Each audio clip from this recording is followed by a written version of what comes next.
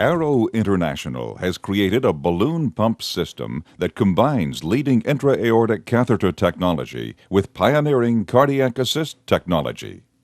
Arrow offers a variety of intra-aortic balloon catheters and pump systems, including the ACAT-1 Plus pump console, the AutoCat pump console, and several 8 French 40 cc intra-aortic balloon catheters, as well as a 7 French 30 cc. Arrow's intra-aortic balloons are extremely durable. Our balloon membranes are made of either cardiothane 51 or cardiothane 2, both of which are proven to be abrasion-resistant in clinical use. Cardiothane 51's balloon membrane has been used for over 30 years. Cardiothane 2 is extremely resistant to plaque abrasion and can be wrapped smaller to reduce the size of the catheter. Cardiothane 2 is hydrophilic coated to ensure smooth insertion. To meet the variety of patients they treat, Arrow International believes the practitioner should have a wide variety of choices available when it comes to intra-aortic balloons. That's why we offer the largest variety of catheter sizes, balloon volumes, and a flexible or firm design. Most catheters have the option of sheathed and sheathless insertion. We offer 7 French, 8 French, 9 French, and 10 French catheters, most of which are available with 30 cc, 40 cc, and 50 cc balloons. Our universal IAB products are designed for either sheathless or sheathed insertion. Only one package is needed.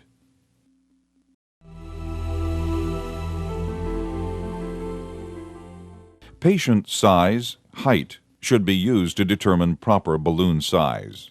For patients between 147 centimeters to 162 centimeters, 4'10" to 5'4", or a body surface area less than 1.8 meters squared, a 30 cc IAB should be considered. For patients greater than 182 centimeters, 6 foot, or with a body surface area greater than 1.8 meters squared and with an aortic diameter greater than 20 millimeter, a 50 cc IAB should be considered. All other patients will most likely accommodate a 40 cc IAB. Proper balloon sizing ensures that the IAB is positioned 2 centimeters below the left subclavian artery above the renal arteries and is 85 to 90% occlusive during inflation.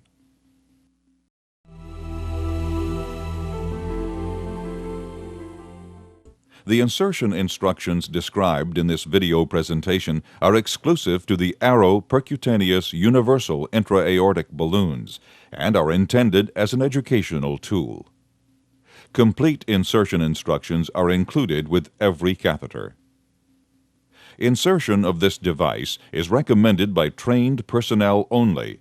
In addition to the physician, the availability of a second scrubbed clinician may be beneficial to facilitate the insertion procedure. It's recommended that the insertion instructions included in the packaging should be read in their entirety before attempting the procedure. New changes to the product are identified by the addition of a yellow card in the IAB package, which details the specific product change. The balloon packaging includes a separately packaged insertion kit and intra-aortic balloon catheter.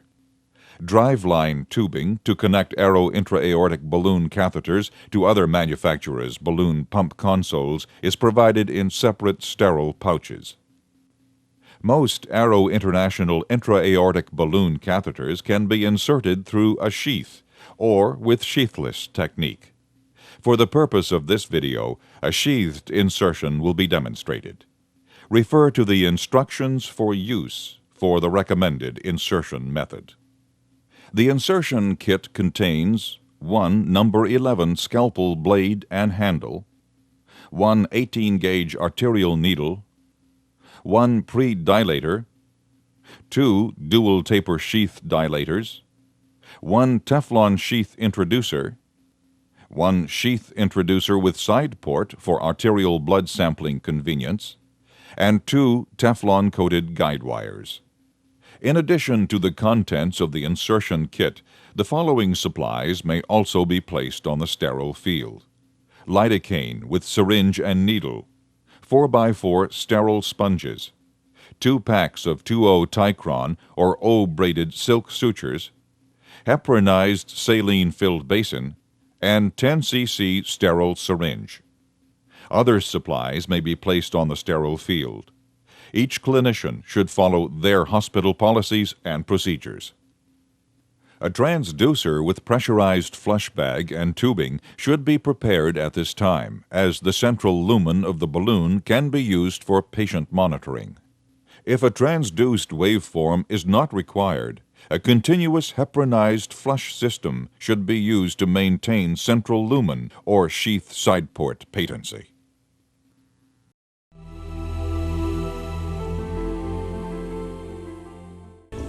This video reviews the procedure for sheathed IAB insertion.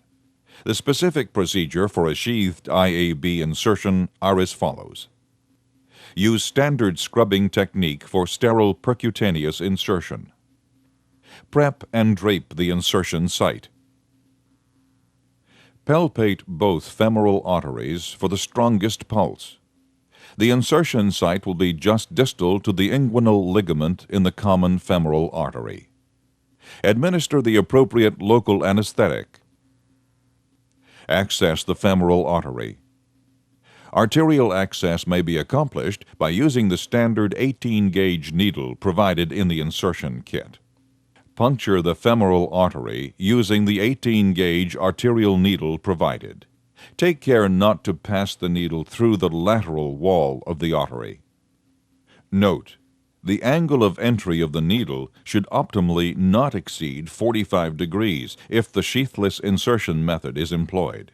It's recommended to keep the insertion angle as parallel to the leg as possible. This angle of entry should be maintained throughout the entire catheter insertion. Pass one of the guide wires provided through the arterial needle up to the aortic arch. Caution: do not withdraw the guide wire against the needle bevel to avoid possible severing of the guide wire. Remove the arterial needle, leaving the guide wire in place. Make a 2 mm nick in the skin and fascia with a number 11 blade. Note: some physicians prefer doing this prior to the insertion of the 18-gauge needle. Either practice is acceptable. The next step is to gently dilate the insertion site. Advance the pre-dilator over the guide wire and into the arterial site. Remove the dilator. Slight pressure on the insertion site may be required to control local oozing. Assemble the sheath and dual taper dilator. Advance the assembled sheath dilator over the guide wire into the femoral artery.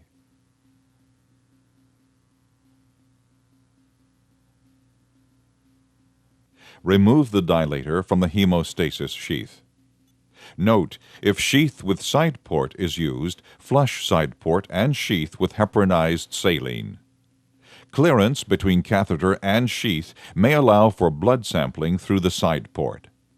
If utilizing sheathless approach, using only the pre-dilator may help reduce the potential for post-insertion bleeding.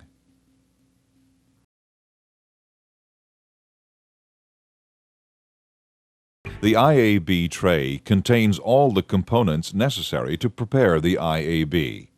A one-way valve is located in the insertion tray next to the gas lumen of the catheter. Connect the one-way valve to the gas lumen. Apply vacuum by aspirating a full syringe of air, leaving the blue one-way valve attached throughout the insertion procedure. Do not remove the intra-aortic balloon from the tray until guide wire access has been established.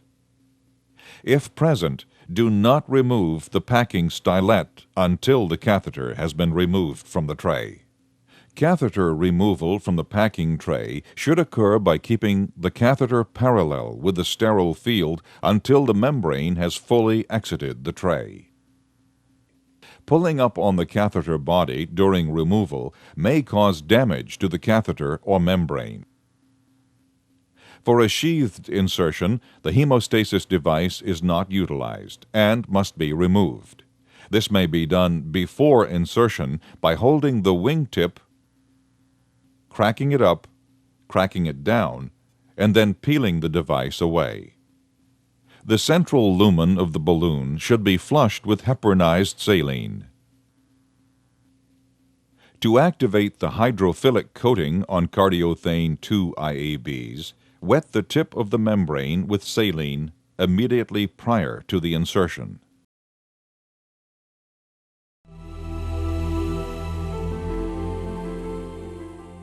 The intra-aortic balloon catheter is now ready to be inserted. Backload the guide wire through the tip of the IAB until the proximal end exits the luer on the catheter bifurcation. Maintain control of the guide wire at all times. Advance the balloon over the guide wire and through the sheath, and position it 2 centimeters distal to the left subclavian artery, using fluoroscopy if available. Remove the guide wire from the central lumen. Connect the 3-way stopcock with 6-inch, 15-centimeter extension tubing to the central lumen. Withdraw 3 to 5 cc's of arterial blood to confirm central lumen patency. Then flush with at least 3 cc's of heparinized saline. Attach to a heparinized constant infusion system. If the sheath with a side port is used, the side port should also be attached to a heparinized flush system. The use of a transducer is optional.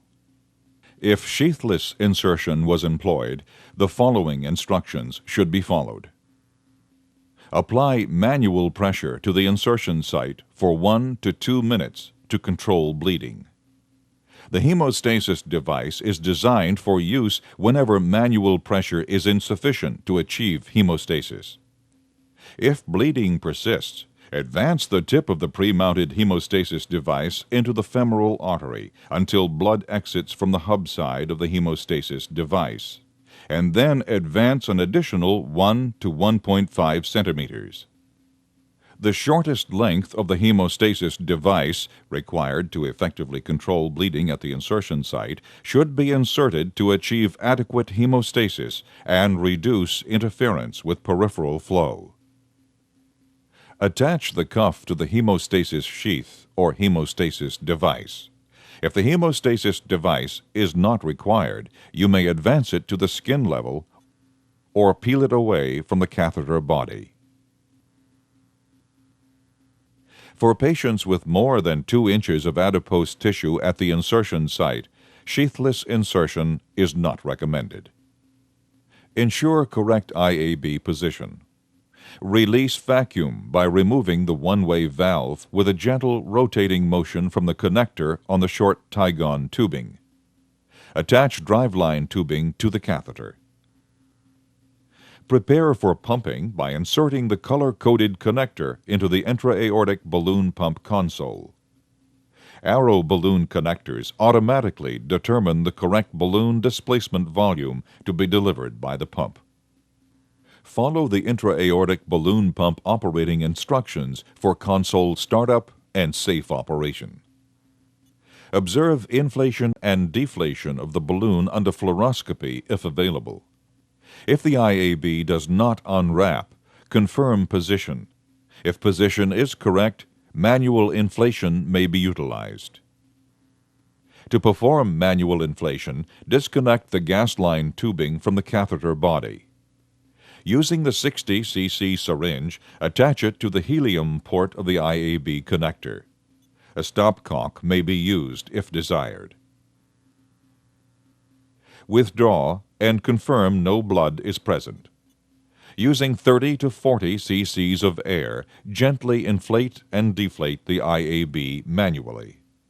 Alternately, manual inflation may also be performed by removing the color-coded connector from the console, attaching the syringe to the middle port, gently withdrawing to confirm no blood is present in the gas line, and gently inflating. Reattach to console and resume pumping. Observe the balloon pressure waveform for its normal morphology, indicating a properly functioning balloon and proper sizing. Verify timing by obtaining a strip chart recording of the arterial pressure waveform. Secure catheter to the skin at the hemostasis cuff and at the catheter bifurcation to reduce the risk of catheter migration. Use only the wingtips designed for sutures. Avoid anchor sutures around the catheter body. Apply a sterile dressing to the insertion site as described by hospital policy.